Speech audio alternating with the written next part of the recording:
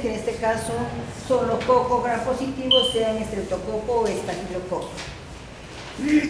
Tenemos estreptococos también anaerobios, ¿no? Están los peptoestrococos, que también están en la cavidad oral, de tal manera que en algún momento pudieran ser producidos a través de mordeduras humanas. Ustedes saben que las mordeduras humanas son peores que las caninas. Entonces, no es cosa de confianza, sino de estar vigilantes. Bueno, sus compañeros, sobre todo el penúltimo, habló un poco medio raro de los antibióticos, yo desde ya no escuchaba bien. Pero en definitiva, tienen que aprender a tratar estas infecciones, ¿no? Y como decía en algún momento, después del primer expositor, cuando hablamos de penicilina, que son bastante frecuentemente usados para infecciones estreptocócicas, sobre todo aquellas adquiridas en la comunidad, se habla de millones, no de 1000 unidades, sino de millones de unidades. Afortunadamente, tenemos que hacer uso de buenas prácticas de atención, tanto para colocar los antibióticos, en particular aquellos de uso parenteral, y peor si son intramusculares. Y sobre todo si hay uso de sustancias antiinflamatorias, corticoides, vía parenteral que se dan a la nalga, que además de su actuar antiinflamatorio, además bajan la capacidad defensiva de las personas. De tal manera que cuando ustedes indiquen para una infección X, ahorita se me viene a la cabeza el caso de un paciente que finalmente murió a raíz de que de un absceso dental en la farmacia le indicaban todos los días, por 3 días, lincomicina más dexametasona. Pero como este señor era un poco irregular, ¿no? Se sentía mejor, dejaba de colocarse. Y así fue sucediendo y agrandándose el problema, de tal manera que el absceso dental se transformó en una faringitis que fue repleta de pus, la cual fue debridando, ¿no? Las fascias a nivel del cuello y finalmente salió con derrame pleural bilateral. Probablemente se pudo haber salvado, sin embargo también un defecto en la tensión hizo que falleciera el paciente. Probablemente, digo, se hubiese salvado porque ustedes comprenderán la gravedad del hecho de que a partir de un absceso dental vierte en la vida. Bien, este paciente, por ejemplo, hubo un tratamiento irregular de un absceso dental. En vez de buscar al dentista, fue a la farmacia. Y mira, el interín era, como le decía, era un señor que no aceptaba con facilidad el tratamiento irregular y consecuentemente es probable que inclusive se generasen resistencias antibióticas, ¿no? Se negó al drenaje oportuno del absceso y cuando se le hizo los drenajes de los empiemas, pues también hubo que rogarle para que le haga los procedimientos y el mecanismo de muerte fue que en una de tantas se jaló un tubo de drenaje pleural e hizo neumotórax. Los tubos son perforados para facilitar la salida de la fibrina, la pus, ¿no? Y cuando sale un hueco y la persona inspira, hace presión negativa, ¿no es cierto? Entonces entra aire. Evidentemente hizo neumotórax accidental. Y una de las cosas que parece que debo de decirles es que muchas veces a los pacientes los tomamos también como malcriados. Pero el problema no es su malcriadez o su bajo nivel educativo, sino que además un paciente con sepsis puede tener alteración del estado de conciencia. ¿no es cierto? Entonces, nuevamente, a veces malinterpretamos el estado de conciencia, el grado de colaboración del paciente, ¿no? Y lo rechazamos, particularmente de eso tienen las enfermeras. ¿Y qué es lo que tenemos que hacer nosotros médicos? Tenemos que estar atentos a lo que dice la enfermera y reflexionar. ¿Será porque realmente es una persona de bajos modales o es que está haciendo manifestaciones de una encefalopatía septicémica, ¿no? O de repente una encefalopatía hepática, pancreática, hay varias encefalopatías, pero en caso de infecciones evidentemente están en relación al compromiso, ¿no? Del sistema nervioso central.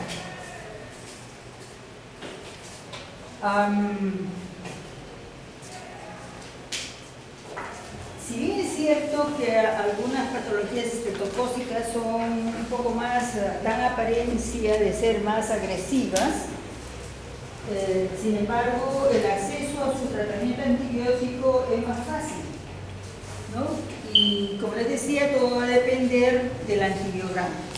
En el caso del estafilococo, cuando se trata de un paciente grave, estamos hablando de shock séptico, shock tóxico, no nos vamos a pensar si será sensible o no a la cloxacilina, no nos vamos a pensar si será sensible o no a la penicilina.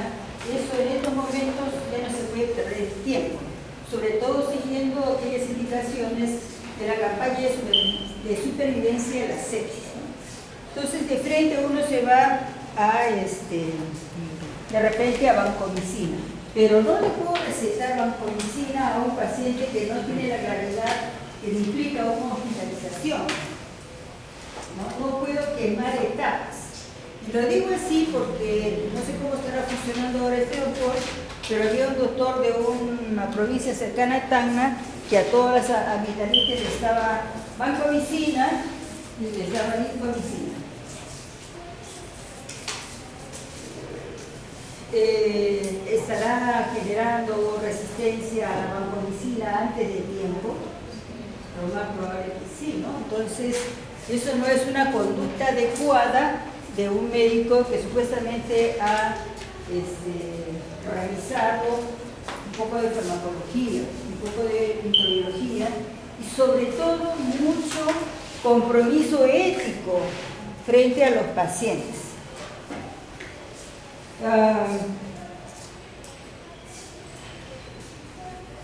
Para eso también es importante generar una buena confianza del paciente.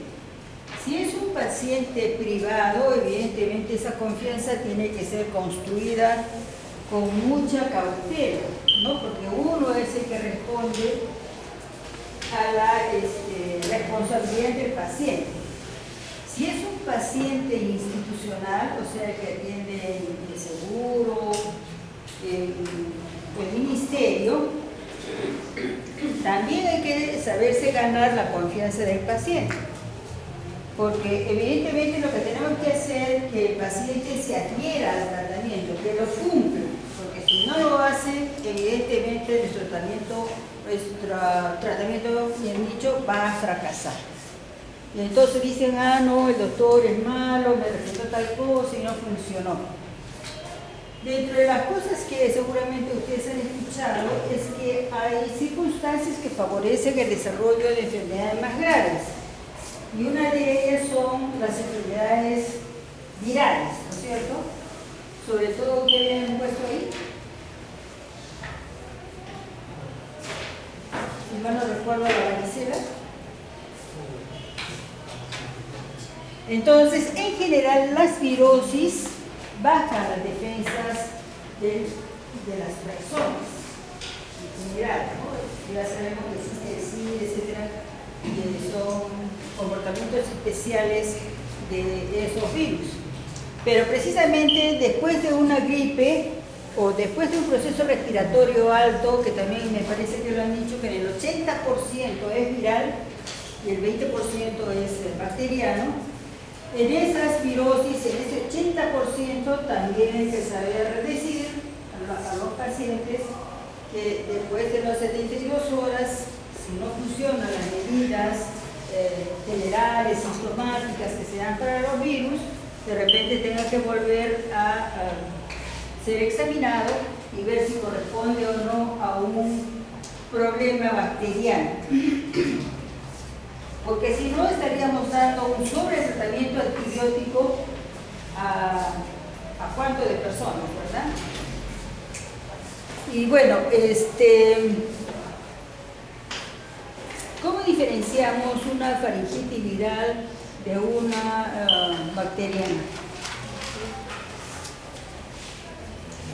Primero le vamos a preguntar, ¿quién habló? Sí, doctora, creo que era el momento en la comparación de las amígdalas, había en la bacteriana hay el éxodo es amarillento, en la viral no hay esa información. Bueno, en ambas circunstancias y dependiendo del momento de evaluación, hay gente que es muy susceptible, a tener molestia va, otros no, que se aguantan y ya cuando no pueden van. Pero en general, como poniéndonos en un punto medio, ¿no? En una faringitis bacteriana y en una viral, la orofaringe va a estar enrojecida, ¿no? Es más, algunos tienen una orofaringe donde la libra de Waldeyer, ¿no? Se ha inflamado a tal punto que uno le abre la boca al paciente y encuentra ahí como nuditos. Esos son los nódulos de Waldeyer, que son nódulos linfáticos. Pero cuando hay una amigdalitis bacteriana, lo que vamos a ver son puntos de pus, ¿ya? Esa secreción medio amarillenta puede pasar como viral, pero cuando ya vemos ahí placas de pus, entonces tenemos que pensar que hay por medio una bacteria. Y hablo en general porque también esas placas de pus podrían corresponder a difteria, ¿no? Al Corynebacterium diphtheriae. Y eso sí es peligroso, porque hasta los pacientes se pueden morir. Complicaciones. Entonces, siempre tenemos que estar. En el caso de una difteria, la placa de pus es medio grisácea. Cuando uno ve medio grisácea, entonces debe tomar la precaución, se supone que ahora todos usamos mascarilla, tiene que tomar la precaución de que todo lo que agarre para examinar al paciente debe ser debidamente colocado en un lugar que impida la diseminación. Y con una torunda hay que tratar de desprender esa placa. Si no se desprende, las posibilidades de que sean difterias son muy altas. Evidentemente, en el caso de difteria, el paciente está con mucho compromiso general, ¿no? Y uno tiene que empezar a sospechar con temperatura muy alta, etc. Taquicardia. ¿Alguien ha sufrido alguna vez faringitis? Mejor diré, ¿alguien no ha sufrido una faringitis? Todos han sufrido una faringitis, entonces saben cómo se sienten los pacientes. Algunas veces se pasan las molestias en 24 o 48 horas, y en otras se complican. Puede difundirse la infección al sistema respiratorio superior o de repente podría generarse una neumonía. Todo va a depender del estado inmunológico de la persona. Y el estado inmunológico tiene muchas influencias. Por ejemplo, si estuviera en una etapa de examen, y el examen es muy difícil, seguramente el estrés que ustedes experimentarían podría bajarle las defensas. Y en algunas personas, a diferencia de otras, inclusive salen de herpes, ya se tiene el herpes, ¿no? Eso es como una especie de aviso de que todas las personas somos diferentes. Por lo tanto, tenemos que ver qué condiciones tiene el paciente para poder hacernos una idea si esto es algo simple o es algo complicado. Si es simple, probablemente sus propias defensas inmunológicas lo controlen. Pero si esto es un proceso infeccioso severo, ahí sí que debemos de ponerle más cuidado al paciente.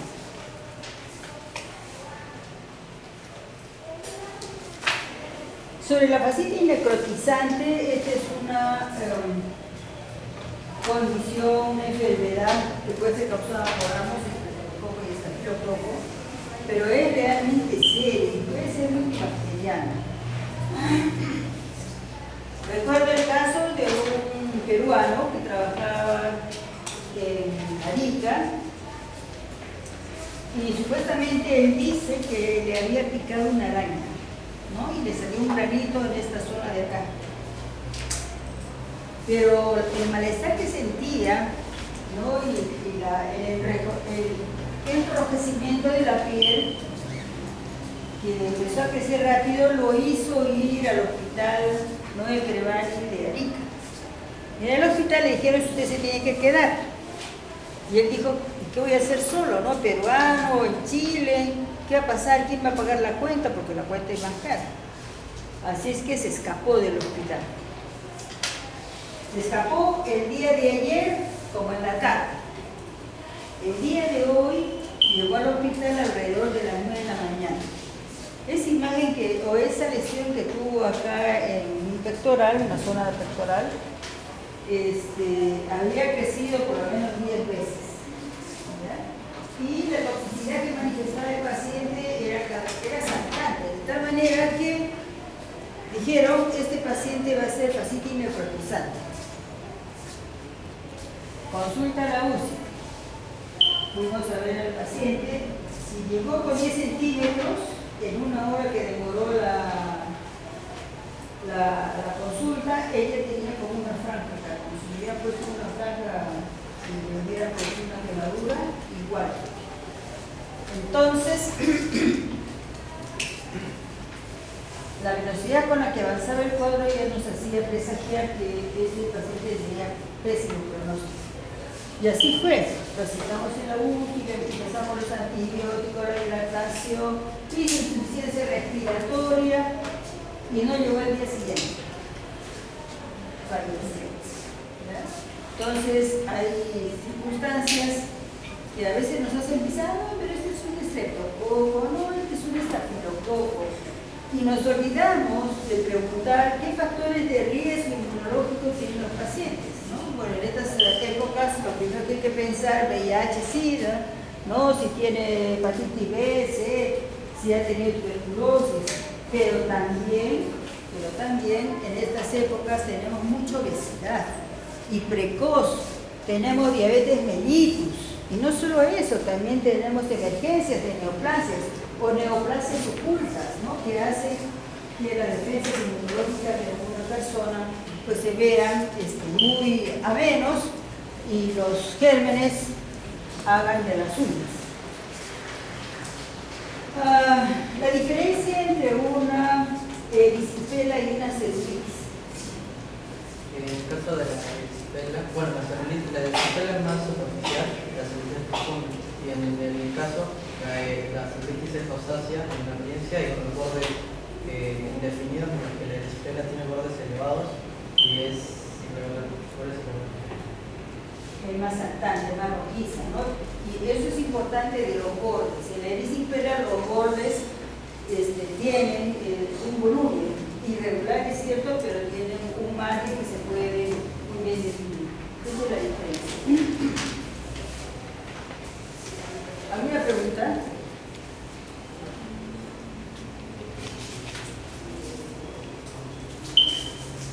Evidentemente el tratamiento de estas infecciones serias no solamente es antibiótico, ¿no? Es importante hidratar bien al paciente. Tienen que aplicar lo mismo que aprendieron para sepsis, ¿no? Hidratar bien al paciente, tener una buena presión arterial media para asegurar buenas perfusiones de líquidos periféricos, tener objetivos terapéuticos como que para la presión arterial media mínimamente debe ser 65, mejor 70, y la diuresis debe ser ¿cuánto? ¿Cuánto es, Jimena? 0,5, no, claro, 0,5 a 1 Claro, mínimo más de 0,5 cc por kilo por hora, ¿no? Y por lo tanto, se supone que es un paciente que debería estarle monitorizando sus funciones biológicas, y más que las biológicas, las vitales. Entre las biológicas, ¿qué función tendría que monitorizar? ¿Cuáles son las funciones biológicas?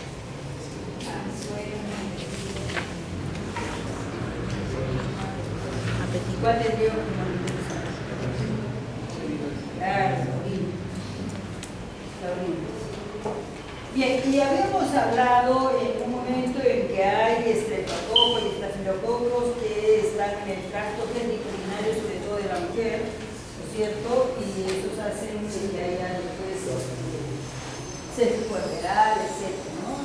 Eso mismo nos debe hacer reflexionar más cuando indicamos una sonda vesical a un paciente, sea hombre o mujer, con mayor razón mujer, para monitorizar diuresis oral. Y yo sea de paso, la única indicación sine qua non justificada es el monitoreo de la diuresis horaria en el contexto de un caso de hipotensión arterial, sea por sepsis, sea por una hemorragia o algo así. Y el proceso de iniciación de una sonda vesical, ¿de qué debe ir precedida?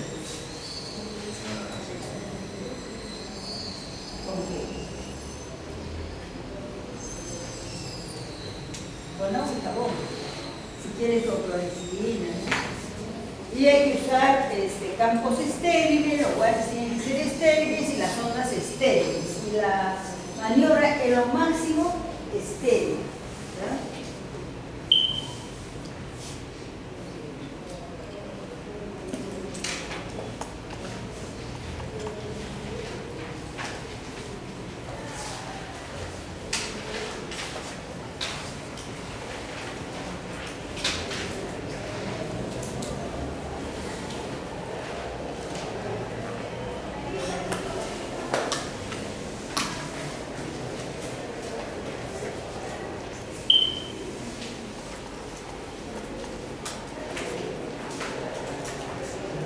Acá, no le escuchaba bien a su compañero, pero para el tratamiento de la foliculosis cutánea, que es otra afección bastante frecuente, ¿no? ¿De qué antibióticos son de primera línea? Bueno, cualquiera.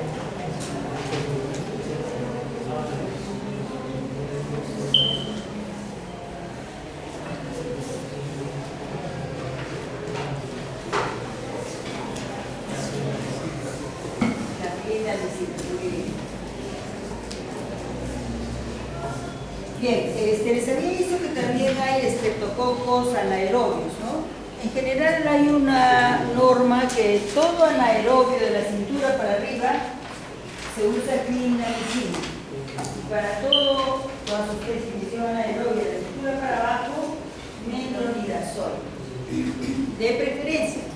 No quiere decir que en absoluto va a ser así, porque si estamos frente a una acidosis puerperal donde sospechamos estafilococo, evidentemente se va a preferir la clindamicina. Y si tenemos dudas, pues ambos.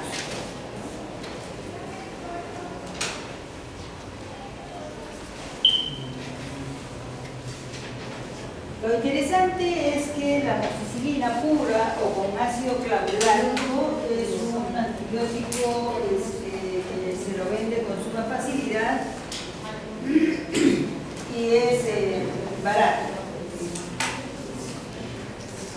No porque sea barato es malo.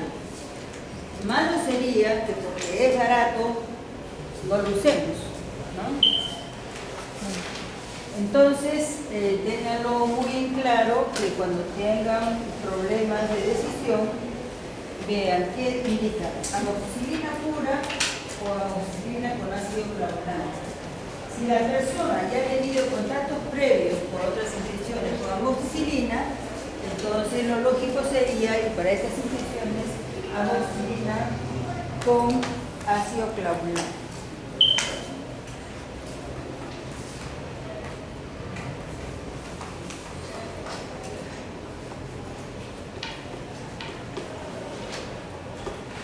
Bueno, si no tiene ninguna pregunta, aquí terminamos.